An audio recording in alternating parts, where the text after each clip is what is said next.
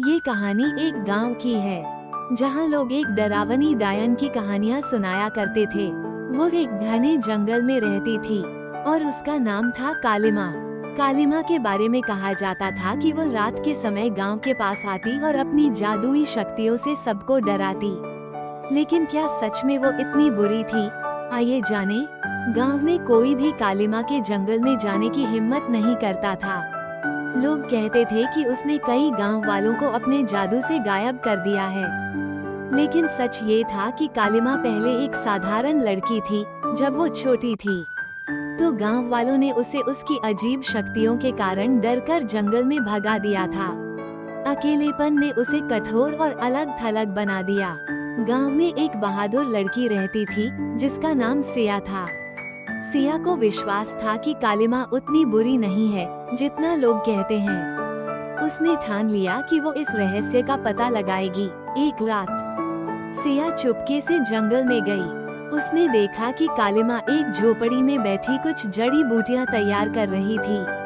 कालिमा ने सिया को देखा और कहा, क्यों आई हो यहाँ?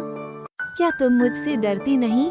सिया ने साहस दिखाते हुए कहा, मैं जानना चाहती हूँ कि आप ऐसा क्यों करती हैं।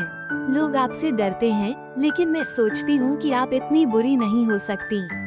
कालिमा ने एक गहरी सांस ली और कहा, मैं बुरी नहीं हूँ।